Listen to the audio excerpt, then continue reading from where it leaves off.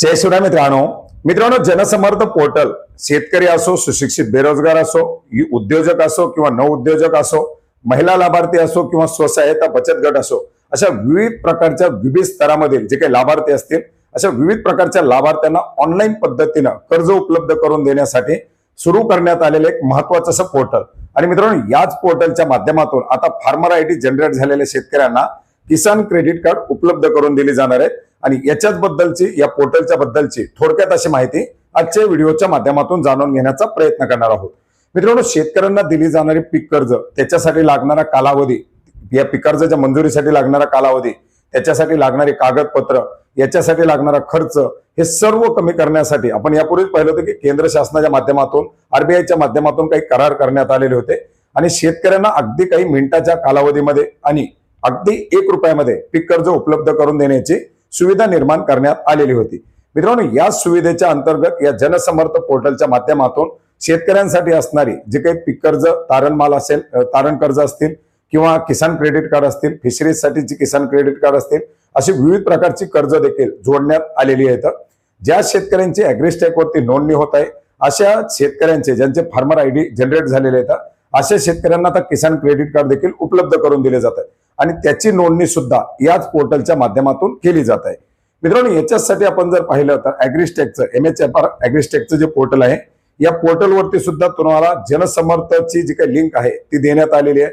त्या ठिकाणी तुमची एलिजिबिलिटी तुम्ही चेक करू शकता, अशा प्रकारचे ऑप्शन त्या ठिकाणी देण्यात आलेली आहे। आता याच्यावरती क्लिक केल्यानंतर आपण पाहू शकता की KCC स्टेटस जे आहे जनसमर्थाची, ती लिंक या ठिकाणी दिलेली आहे। त्याच्यावरती क्लिक केल्यानंतर तुमचा आधार असेल किंवा तुमचा युनिक आयडी असेल, हे किंवा एनरोलमेंट आयडी असेल, ते टाकल्यानंतर तुम्हाला स्टेटस दाखवलं जाईल की तुम्ही KCC साठी अप्लाय करण्यासाठी एलिजिबल आहात, अर्थात आपण पात्र आहात, म्हणजे आपण अप्लाय करू शकता। मित्रांनो, याच्यासाठी आपल्याला काय करायचंय, जनसमर्थच्या पोर्टलवरती जायचंय। गुगलच्या माध्यमातून जनसमर्थ पोर्टल सर्च करा किंवा या व्हिडिओच्या डिस्क्रिप्शन बॉक्समध्ये याची डायरेक्टली लिंक देण्यात आलेली आहे, जनसमर्थ पोर्टल। मित्रांनो, या जनसमर्थच्या पोर्टलवरती आल्यानंतर आपण पाहू शकता वेगवेगळे ऑप्शन, वेगवेगळी माहिती दिलेली आहे। 12 प्रकारच्या योजना आहेत, त्याच्या अंतर्गत 200+ बँक आहेत। कुठल्या कुठल्या कर्ज योजना आहेत याच्यामध्ये, किसान उपजनिधी, ज्याच्यामध्ये शेतमाल तारण कर्ज योजना असेल किंवा किसान क्रेडिट कार्ड, किसान क्रेडिट कार्डच्या अंतर्गत वेगवेगळ्या 2 ऑप्शन, अशा प्रकारचे जे काही कर्ज योजना आहेत, या कर्ज योजना याच्यामध्ये जोडण्यात आलेल्या आहेत। ज्याच्या सोलर घरावरची सोलर लावण्यासाठी कर्ज योजना असेल किंवा पायाभूत सुविधा, ट्रॅक्टर खरेदी असेल, अवजार खरेदी असेल किंवा इतर काही बाबींची खरेदी असेल, बिझनेस ऍक्टिव्हिटीमध्ये आहे, त्याच्यामध्ये जे काही तुमचे PM स्वनिधी जी योजना असेल, मुद्रा असेल, अशा योजना याच्यामध्ये जोडण्यात आलेल्या आहेत। लाईव्ह लोन आहेत, असे वेगवेगळे प्रकार याच्यात दाखवण्यात आलेले आहेत। आणि आपल्याला याच्यामधून घ्यायचा आहे तो म्हणजे किसान क्रेडिट कार्डचा प्रकार। आता किसान क्रेडिट कार्डसाठी आपण अप्लाय करणार ऍग्री लोनच्या अंतर्गत, तर त्याच्यावरती क्लिक करायचं किंवा वरती आपण स्कीम मध्ये सुद्धा पाहू शकता की 6 ज्या बाबी आहेत त्याच्या अंतर्गत वेगवेगळ्या ज्या काही योजना आहेत, त्या योजना आपल्याला उपप्रकारानुसार दाखवल्या जातात। आपण ऍग्री लोनच्या अंतर्गत येणार आहोत। आता याच्यात मध्ये आपण ऍग्री लोनवरती क्लिक करायचं, किसान क्रेडिट कार्डवरती। आता चेक एलिजिबिलिटी वरती क्लिक केल्यानंतर, आपली पात्रता तपासण्यावरती क्लिक केल्यानंतर आपल्याला 2 ऑप्शन आहेत, एक तर मत्स्य व्यावसायिकासाठीचं किसान क्रेडिट कार्ड आणि एक शेतकऱ्यासाठीचं किसान क्रेडिट कार्ड। आता याच्यामध्ये राज्य पाहू शकता आपण, मध्य प्रदेश, महाराष्ट्र, कर्नाटक अशी राज्य जोडण्यात आलेली आहेत। तर याच्यामधून महाराष्ट्र सिलेक्ट करा आणि तुमच्या जिल्ह्याचं नाव या ठिकाणी एंटर करायचं। आता ऑलरेडी आपण KCC साठी पात्र आहोत काही, आपण आधारनुसार चेक केलेले, आपला जिल्हा आपण निवडून सुद्धा डायरेक्ट अर्ज करू शकता। आता याच्यामध्ये लॉग इनचे ऑप्शन येते। आता आपण याच्यामध्ये लॉग इन करण्यासाठी आणखी रजिस्ट्रेशन केलेलं नाही, तर सर्वात प्रथम आपल्याला करावं लागणार आहे रजिस्ट्रेशन। तुम्ही जेव्हा केव्हा जनसमर्थच्या पोर्टलवर याल तेव्हा सर्वात प्रथम करून घ्या रजिस्ट्रेशन।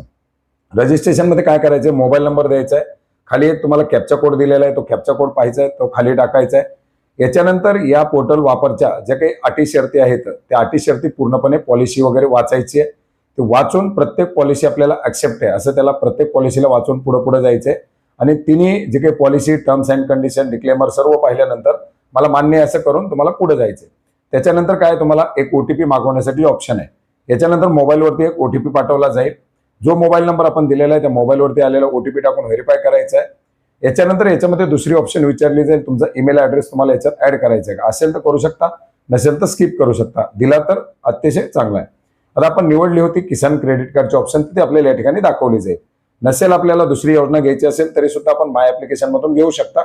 याच्यामध्ये आता पाहू शकता आपल्याला प्रोसीड करण्यासाठी ऑप्शन दिलेली आहे, एडिट करायची असेल तर दुसरी स्कीम आपण निवडू शकता। प्रोसीड केल्यानंतर आपण आपला जे काही राज्य निवडलेलं आहे, जिल्हा निवडलेला आहे ते दाखवलं जाईल आणि याच्या अंतर्गत आपल्याला किसान क्रेडिट कार्डला अप्लाय करण्यासाठी कंटिन्यू असं या ठिकाणी दाखवलं जाणार. तर कंटिन्यू केल्यानंतर कोणत्या बँकेच्या पोर्टलच्या माध्यमातून आपल्याला जायचंय, वेगवेगळ्या ज्या काही लेंडर बँक आहेत त्या दाखवल्या जातील. याच्यामध्ये bank of Maharashtra, SBI, central bank of India, वेगवेगळे बँक आहेत. ह्याच्यातून बँक निवडल्यानंतर आपण पुढे जाऊ शकता, किंवा जर आपल्याला माय ऍप्लिकेशन मधून ऍप्लिकेशन करायचं असेल तरी सुद्धा न्यू ऍप्लिकेशन मधून आपण हे ऍप्लिकेशन करू शकता. आता कुठल्याही पद्धतीनं जरी आपण पुढे आलात अप्लाय नाव वरती, तरी सुद्धा आपल्याला अप्लाय नाव वरती क्लिक केल्यानंतर आपल्या समोर एक फॉर्म खुलणार आहे. ज्या फॉर्म मध्ये आपल्याला सर्व माहिती भरावी लागणार आहे, ज्याच्यामध्ये आपला Aadhaar card number, PAN card number आणि बँकेच्या डिटेल या पूर्ण माहिती भरून आपल्याला त्याचे व्हेरिफिकेशन करून, आधार असेल तर आधारचा OTP, पॅन कार्ड असेल पॅन कार्डचा OTP, बँक असेल बँकेचा OTP, या सगळ्या बाबी त्या ठिकाणी आपल्याला एंटर करायच्या. तर अशा प्रकारच्या 8 स्टेप मधून 8 बाबी पूर्ण करून तुम्हाला या कर्जाची पूर्ण प्रक्रिया पूर्ण करावी लागणार आहे.